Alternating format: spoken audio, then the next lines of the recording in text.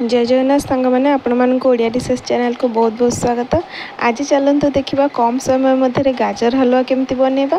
तो एबे एठी मु अल्प तेल गोटे चामच तेल गरम हो गला गोटे चामच घी नहीं आठी मु 3टा गाजर को मीडियम साइज गाजर को कद्दूकस करके नहीं जाइए। तो ये आमटा को भाजीदवा कंटिन्यूअसली भाजवा ताको बिल्कुल छाड़बेनि मीडियम फ्लेम रे ताको कंटिन्यूअसली भाजबे। गाजर हलवा को बहुत उपाय बना जाए किंतु ये बहुत इजीली केमती आप बन पारे कम टाइम में आउ टेस्ट बिल्कुल सेम ही लगे। तो ये देखूँ मुझे क्षीर पकई नहीं से 3टा गाजर पे मुझे पाखापाखि 400 मिलीलीटर परिका क्षीर नहीं।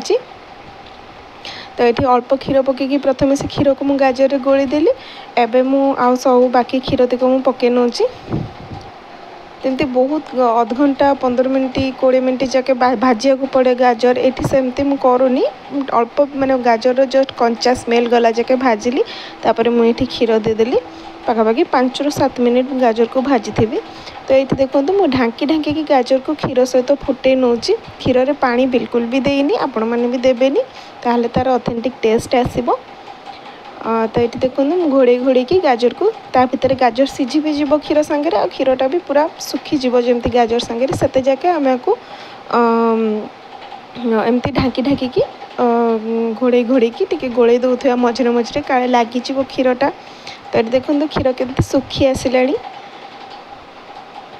तो ये देखो आमर क्षीर बिल्कुल भी गाजर सहित सुखी जाए आम प्रिपेयर हो मुझे किसी गुजराती गुंड पकई नेबी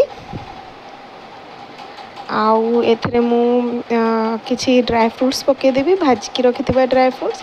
आपण मानक जदि मो चैनल अपलोड होता वीडियो गुड़िक भल लगुच तो मो चैनल को लाइक शेयर और सब्सक्राइब करने को जमा भी भूलें। तो देखो ये मुझे ड्राई फ्रूट्स पकई नौ आपण मानक जे काजू और किसमिश पकई आपण मानक जेकोसी ड्राई फ्रूट्स पसंद आप आलमंड पकई पारे पिस्ता पकई पारे। तो ये लास्ट मुझे चीनी ऐड कर नौ पाखापाखि 3 चामच खंडे चीनी हम मो अल्प गाजर बनी थी तो से चीनी देती आपण स्वाद अनुसार चीनी कम बेसी भी करें जदि कम मीठा खाया चाहती। तो ये आमर गाजर हलवा पूरापूरी प्रिपेयर हो गला एवं आम आपको सर्व कर नवा। तो आज मोर रेसिपीटी केमती लगिला निश्चिंत कमेंट बॉक्स रे जनइबे। जदि भल लगी मो चैनल को लाइक शेयर और सब्सक्राइब करने जमा भी भूलें। रही नमस्कार।